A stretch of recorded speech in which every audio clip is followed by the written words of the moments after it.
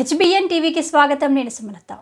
Telangana assembly speaker ప్రాతినిధ్యం వహిస్తున్న వికారాబాద్ నియోజకవర్గం జైదుపల్లి గ్రామ సభలో ప్రభుత్వంపై ఆగ్రహం వ్యక్తం చేసిన మహిళ 500కు గ్యాస్ సిలిండర్ ఎక్కడ ఉంది, 2 లక్షల రుణమాఫీ ఎవరికిచ్చారు, మహిళలకు 2500 పెన్షన్ ఏమైంది అన్నారు.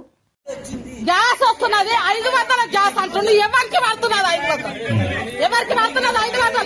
కర్రు కాల్చి వ్యతిరేకిస్తే కర్రు కాల్చి ఆడపిల్లకు 12 నెలలో ఆడపిల్లకు 2500 ఇస్తున్నాడు.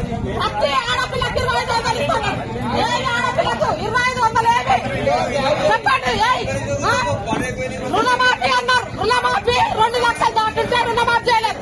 2 లక్షల వరకు చేయాలి కదా. ఏది రుణమాఫీ? అది నువ్వేం చెప్పదు కదా. నేను చెప్తున్నా, నాకు ఎక్కడ భూమి ఏ లెక్క పంట రాసిస్తామన్నారు. అది కావాలి. ఒకడేమంటారు రుణమాఫీ అయినా తెల్లారి చెప్తా మీ సంగతి అని మాట్లాడతారు ఒకరు. అంటే మీ రాజకీయం మీదేనా? మాది ఏం మాట్లాడలేక మేము వేయలేము. ఆ ఓటు అన్ని రకాల అర్హతున్నది నువ్వు మాట్లాడు, కానీ కాకపోతే నువ్వు మాట్లాడిన దానికి సమాధానం చెప్పేటంత పూర్తి అధికారులు ఎవరు లేరు. అది మాట్లాడదాం అంటే నువ్వు వాడికి స్పీకర్ దగ్గరికన్నా పోయి మాట్లాడదాం, ఏడికన్నా పోయి మాట్లాడదాం, దాని గురించి అడుగుదాం. ఇప్పుడు ఈ మీటింగ్ వచ్చిందా? నీ పేరు రాలేదా? రాకపోతే నీ పేరు రాలేదంటే ఎందుకు వచ్చింది? ఒకవేళ అరువులు కాని వాళ్ళకి వచ్చిందంటే వీళ్ళు అరువులు గారు, వీళ్ళకి వచ్చింది వీళ్ళకి తీసేయమంటే తీసేయడం. ఇంతవరకు ఈడున్నది. హామీలు ఇచ్చిన దాని గురించి అంటే దాని గురించి ఓనాడు ధర్నా చేద్దాము, పోదాము, లేదా ప్రసాద్ దగ్గరికి పోయి అడుగుదామంటే అడుగుదాము, ఏడ కలెక్టర్ ఆఫీస్ పోదామంటే పోదాము, ఓనాడు పోదాం. నేనే ఓడుకొని పోతా. ఆయన కూడా కలెక్టర్ ఆఫీస్ కూడా నేనే ఓడుకొని పోతా. ఆయన పోయి మాట్లాడదాం. దాని గురించి చెప్పేటందుకు అధికారులు మీరు ఎవరు లేరు. ఓన్లీ గ్రామానికి సంబంధించినంత వరకు ఏమంటే వీళ్ళు చెప్తారు.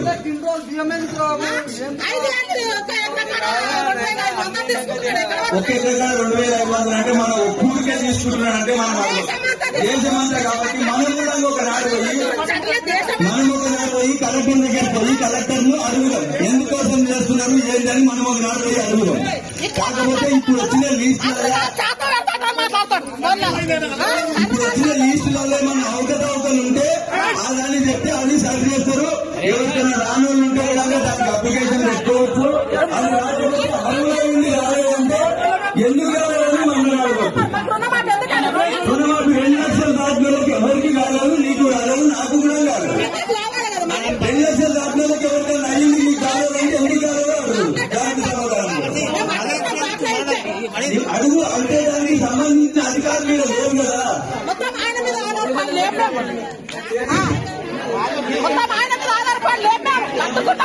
మాకుందా దమ్ము ఎవరైనా డబల్ పేర్లు వచ్చినా ఆ డబల్ పేర్లు వచ్చినా ఒకరు అరువులు కానోళ్ళకు నేను చెప్పండి, ఇంటిస్తున్నా మైకులో చెప్తున్నాను. అరువులు కానోళ్ళే వచ్చినా డబల్ పేర్లు వచ్చినా అవి వీళ్ళు అరువులు కావాలని చెప్తే వాళ్ళు దాన్ని తొలగించేస్తారు. వీళ్ళే శాంతి మా సార్ వచ్చింది, అది రాస్తుందికే. ఈసారి వచ్చింది రేషన్ కార్డు రాస్తుందికే. ఆమె వచ్చింది సెక్రటరీ అంటే విలేజ్ లో ఇంకేమన్నా అప్లికేషన్స్ ఉంటే తీసుకుని ఆమె వచ్చింది. అగ్రికల్చర్ ఉన్నారు.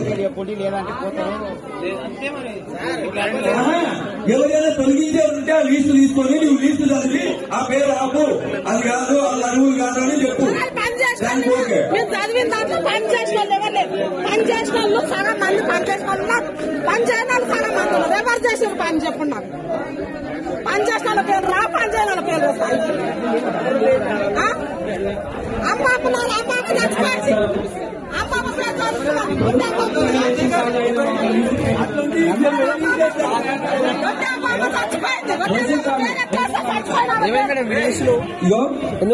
ఎవరి అన్నా అరువులు కానోళ్ళు వచ్చిన వాళ్ళు ఉండని అనుకోని మనం ఉంటే ఉంటాయి.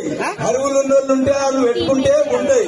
వద్దు అంటే తీసేద్దామంటే అరువులు కానోళ్ళని తీసేసి 4 పేర్లు అయితే మన వాళ్ళు అరువులు ఉన్నోళ్ళే ఇద్దామంటానంటే మనమే మాట్లాడుకొని దాన్ని డిసైడ్ చేసి పేరు చదివినప్పుడు ఈ పేరు వద్దు అని చెప్తే అయిపోతాం.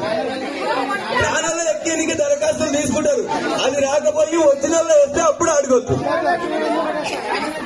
నేను అదే అంటున్నా, మరి ప్రాణాలకు వచ్చి నీళ్ళకి వచ్చిన